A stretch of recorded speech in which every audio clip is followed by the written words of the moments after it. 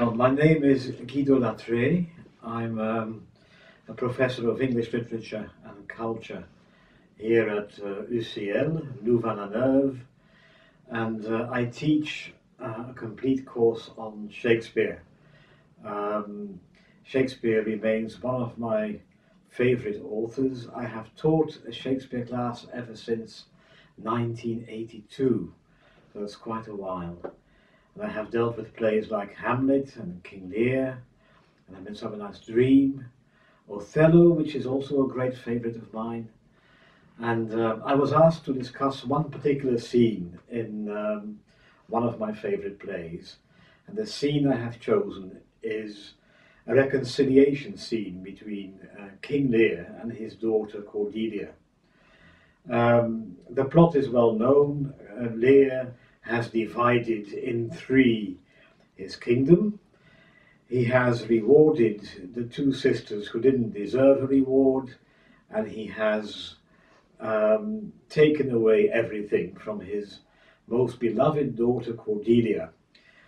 She has now had to go to France with her new husband, and King Lear in the meantime has been through a lot of trouble. He has been rejected by his two other daughters, and he finds himself in the heath in a thunderstorm with no roof above his head, and there he rediscovers what it is to be a simple human being, exposed to the elements, exposed to a hostile environment, and exposed to a human condition that is not particularly kind to human beings.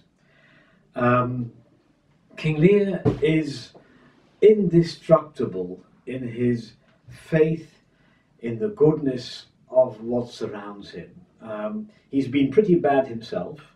He's dealt in a horrible manner with his good daughter, but he believes in the goodness that should be in charge of our universe. And he sees the storm as a sign that maybe the universe is not well disposed towards him at all. For his friend Gloucester, the gods are like wanton boys. They kill us for their sport. They catch us as though we were flies. They pull out our wings, they pull out our legs, and still organize a competition between us. But King Lear continues to have faith. Gloucester has given up.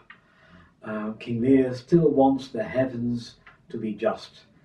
I should have been more kind, he says, to the simple creatures crawling in the mud in my kingdom, and I should have shown the heavens more just.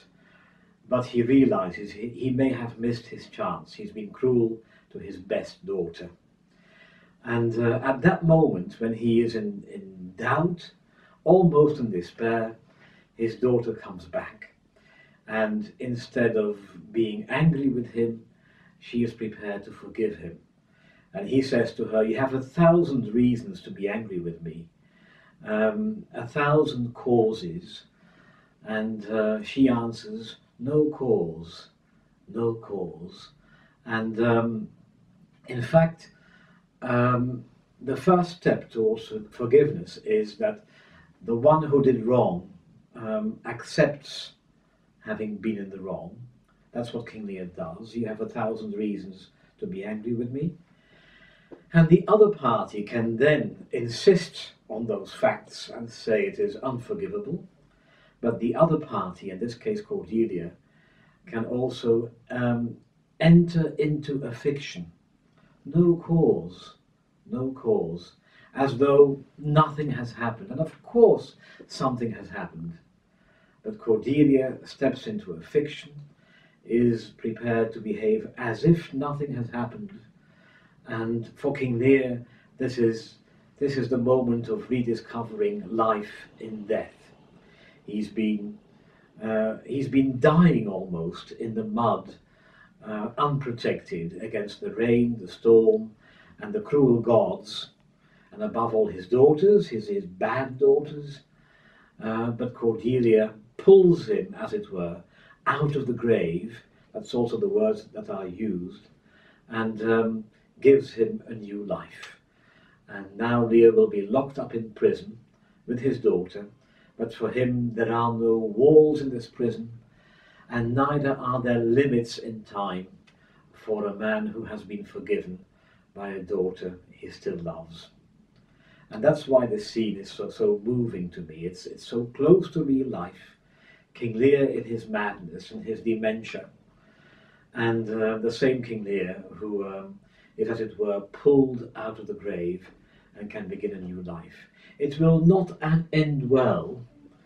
He will arrive seconds late, a bit later on, to rescue his daughter.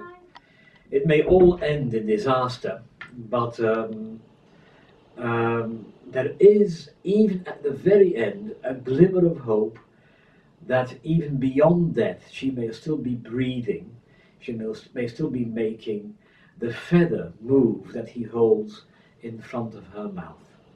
Look at her lips, look there, says King Lear, and he dies. So maybe in the end something comes out of his nothing, and there is a life that goes beyond death. Who knows? Even in this darkest of plays, there may be hope.